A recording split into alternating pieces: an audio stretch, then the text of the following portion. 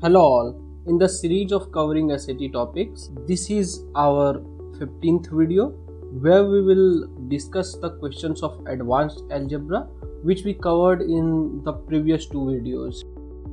So, first question is fx equal to 2x cube minus 5x square minus 8x plus 20.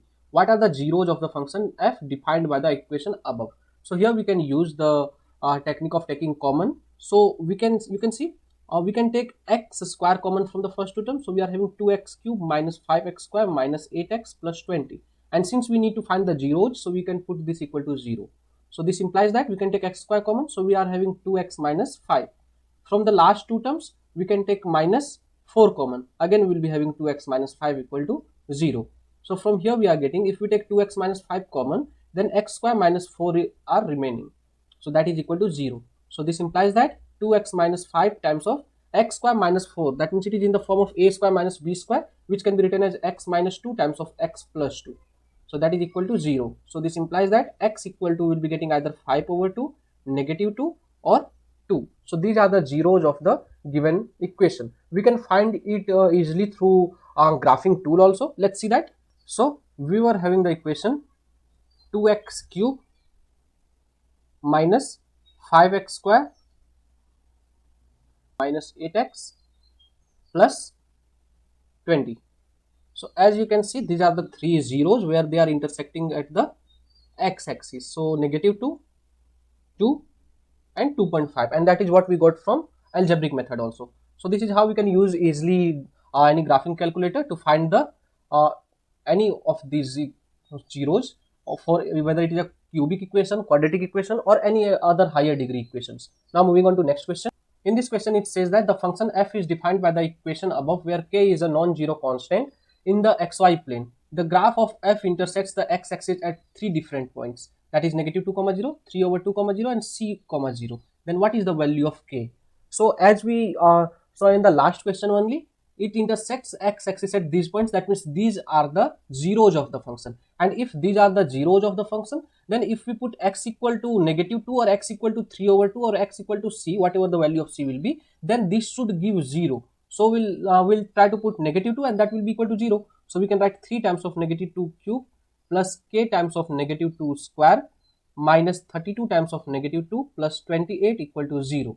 So we are getting from here negative 24 plus 4k plus 64 plus 28 equal to 0. So from here what we are getting 64 minus 24, that is 40, 40 plus 28, that is 68. So 4k plus 68 is equal to 0. This implies that we can subtract 68 from both the sides and we will be getting 4k equal to negative 68. And this implies that k equal to negative 17 on dividing both the sides by 4. So option B is the answer. Moving on to next question. If x plus 3 is a factor of fx equal to px square minus p square x plus 30 and p greater than 0, then what is the value of p?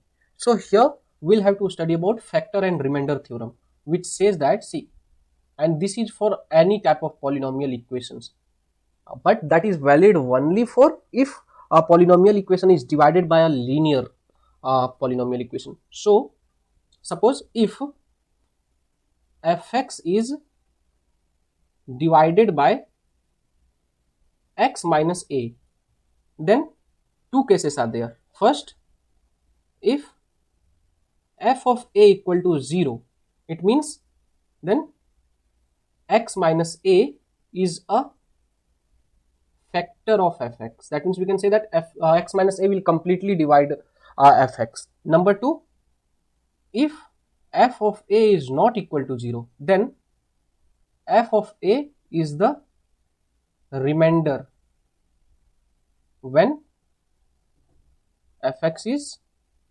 divided by x minus a.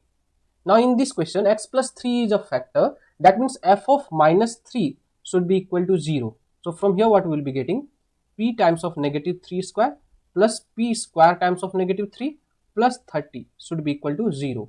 So from here what we will be getting is 9p minus 3p square plus 30 equal to 0.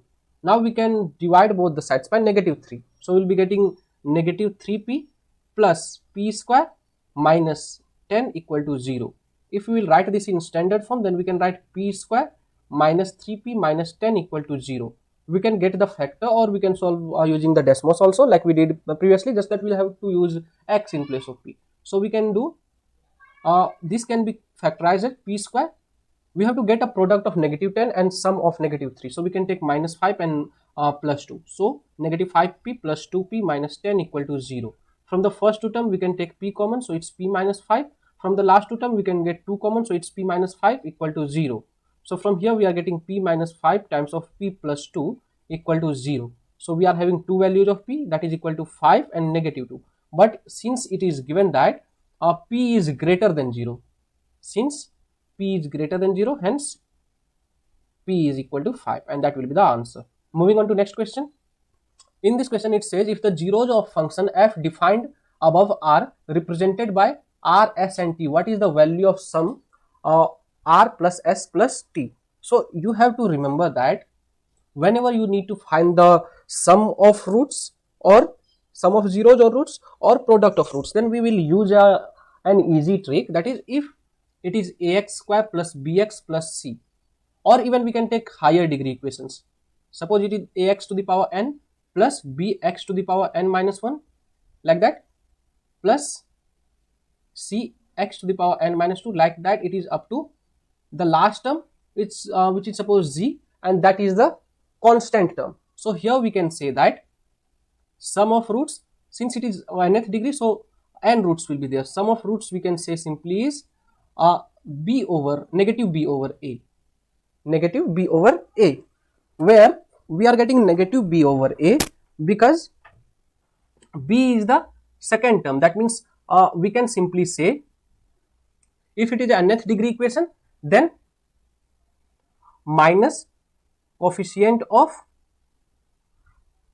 x to the power n minus 1 divided by coefficient of x to the power n, and product of roots is given by z, where we will be writing z according to either it will be plus or minus 1. So we can simply write negative 1 to the power n divided by negative 1 to the power n g over a. That means we can say that is equal to negative 1 to the power n constant term divided by coefficient of x to the power n. Here it is a cubic equation, so r plus s plus t, sum of roots will be, third root is there, so coefficient of second root, that is negative 5, and we to take negative of that divided by constant term, that is 3. So we will be getting that equal to 5 over 3. So sum of roots, that is r plus s plus t, here will be just 5 over 3. Moving on to next question. In this question it is given that in the equation above k is a non-zero constant. If the equation is true for all values of y, then what is the value of k? So we simply need to multiply them and compare the coefficient of each term. So if we will multiply, we will be getting y cube, then plus ky times of y. So we will be getting plus ky square minus 3y. Now we will multiply by negative 4. So negative 4y square, then negative 4 ky and plus 12. And that should be equal to y cube plus by square plus 5y plus 12. From here we can simplify this is y cube. Then we are having y square in this and y square in this. So we can take y square common. So we are having k minus 4. We can take minus y common. So we are having 3 plus 4k and plus 12 equal to y cube plus by square plus 5y plus 12. Now on comparing the coefficients, we can say that k minus 4 will be equal to b, and also 3 plus minus of 3 plus 4k, that should be equal to 5. So from here we are getting 3 plus 4k is equal to negative 5. We can add 3, sorry, we can subtract 3 from both the sides, and we will be getting 4k equal to negative 8, and this implies that k equal to negative 2, and that's the answer. It's option B. Moving on to next question. This is related to higher powers of I in complex numbers. So if you remember, we had studied in the class that I to the power 1, or I is written as a square root of negative 1, then I square is negative 1, I to the power cube is negative I, and I to the power 4 is 1. So based on this format, it repeats itself. So we can write I to the power 4n plus 1 is equal to I to the power 4n plus 2 is equal to minus 1, I to the power 4n plus 3 is equal to negative I I to the power 4n plus 4 or just 4n is equal to 1. Here we are having I to the power 50, which can be written as I to the power 48 times of I square plus I to the power 0. I to the power 48 is multiple of 4. That means this was, you can see, 4n plus 2 form. So negative 1 will this will give, and we can see from here also I to the power 48 will give 1, and I square is negative 1, and plus I to the power 0, which is 1. So we will be getting negative 1 plus 1, that is equal to 0. So it's option D. Moving on to next question. We are having I to the power 13 plus I to the power 18 plus I to the power 31 plus n equal to 0. So you can see 4 times 3 plus 1. That means this is the form of 4n plus 1. Then 4 times 4 plus 2. So this is the form of 4n plus 2, and this is the form of 4n plus 3. So I to the power 13 can be written as I. Then I to the power 18 can be written as minus 1, and I to the power 31 can be written as minus I plus n, that is equal to 0. So from here we will be getting I minus I gets cancelled out, minus 1 plus n equal to 0. On adding 1 to both the sides, we will be getting n equal to 1. So it's option C. Moving on to next question. It says in an electrical circuit, the voltage E involves the current I in amperes and the opposition to the flow of the current called impedance Z in ohms are related by the equation E is equal to IZ. What is the impedance in ohms of an electrical circuit that has a current of 3 plus I and amperes, 3 plus I amperes and a voltage of minus 7 plus I volts? So we can write from here impedance Z is equal to E over I, and that can be written as E is given, that is negative 7 plus I divided by I, that is current is also given 3 plus I. Now since complex number is in the denominator, so we will multiply and divide this thing by conjugate of the denominator. So we can multiply and divide by 3 minus I. So what we will be getting from here, if numerators are multiplied, then negative 7 times of 3, negative 21, negative 7 times of negative I, that is plus 7I, then plus 3I, and I times of minus I, that is minus I square, divided by, here it's A plus B, A minus B, so it will be A square minus B square, so 3 square minus I square. So that will be equal to minus 21 plus 10I, and I square is negative 1, so it will become minus of minus 1 divided by 9, and I square is again negative 1. So we will be getting from here negative 21 plus 10I plus 1 divided by 9 plus 1. So that is equal to negative 20 plus 10I divided by 10. We can separate both the terms, real parts and imaginary parts. So we will be getting that as negative 20 over 10 plus 10 over 10I. So we are getting negative 2 plus I. And if we see the options, it's option A. So that is how we can solve this question. Now moving on to next question. It says if the solutions to 2x square minus 8x minus 5 is equal to 0 are P and Q. With P greater than Q, what is the value of P minus Q? So we can simply do this using Desmos. So we are having 2x square minus 8x minus 5. Let's see. 2x square minus 8x minus 5. So you can see these two are the solutions, minus 0.55 and 4.55, and what we need to find, P minus Q, where P is the larger one.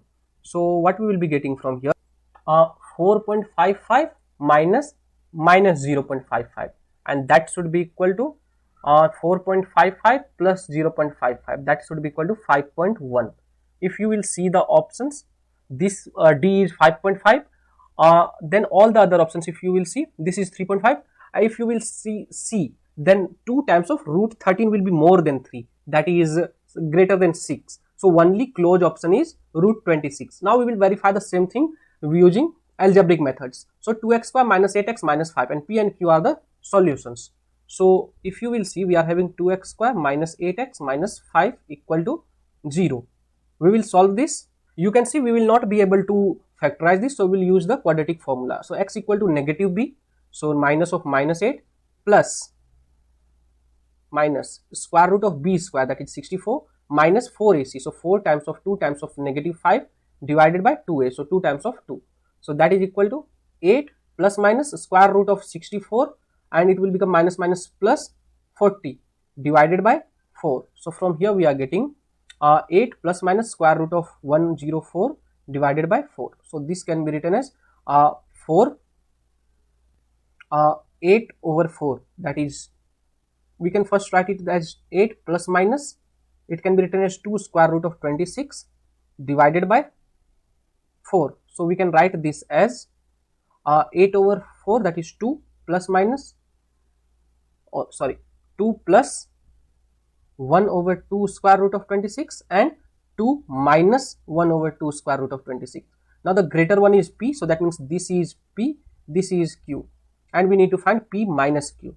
So that will be equal to 2 plus 1 over 2 root 26 minus 2, and minus minus will become plus 1 over 2 root 26. Minus 2 plus 2 gets cancelled out, and we are getting 1 over 2 root 26 and 1 over 2 root 26. That will be added, and that is equal to root 26. So you can see we are getting exact answer, and we got the almost, in decimal it is same answer from Desmos also. So it's option A. Moving on to next question. It says the equation above gives the profit in dollars y. A coat manufacturer earns each day where X is the number of coats sold. What is the maximum profit he earns in dollars? So it's about maximum and minimum, and this is a curve opening downward. So for maximum profit, this should be the, that means x comma y is the vertex, then x is the point of maxima and y is the maximum value. We need to find the maximum value, that means y coordinate of vertex. For y coordinate of vertex, we need to first find x coordinate of vertex, that is given by minus b over 2a. So we can write that as minus 120 divided by 2 times of minus 1. So that is equal to 60. So we will just put 60. So y equal to minus of 60 square plus 120 times of 60 minus 2000. So we are getting minus 3600 plus 7200 minus 2000. So that is equal to minus 5600 plus 7200, that is 1600. So that is the maximum profit he can earn in dollars. Now moving on to next question. It's fx equal to 4x square plus 64x plus 262. The function g is defined by gx equal to f of x plus 5. For what value of x does gx reach its maximum? So first we need to find gx, which is equal to f of x plus 5. That means we can write 4 times of x plus 5 whole square plus 64 times of x plus 5 plus 262. So from here we are getting 4 times of, it can be written as x square plus 10x plus 25 plus 64x plus 64 times of 5, that is 320 plus 262. So from here we are getting 4x square plus 40x plus 100 plus 64x plus 320 plus 262. So that is equal to 4x square, then 40x plus 64x, that is 104x, then 100 plus 320, that is 420 plus 262. So that is equal to 420 plus 262, that is 682. Now what we have to do, we have to find its minimum. So it's opening downward, and again we have to use the previous concept. So value of x does gx reach its minimum. So this time we don't have to find the minimum value, only the point of minimum, that is only x coordinate of vertex. So that is negative b over 2a, and that will be equal to negative 104 over 2 times of 4. So negative 104 over 8, which is equal to negative 13. So it's just option A. So that's all about this topic. We will meet again in the next video. Thank you.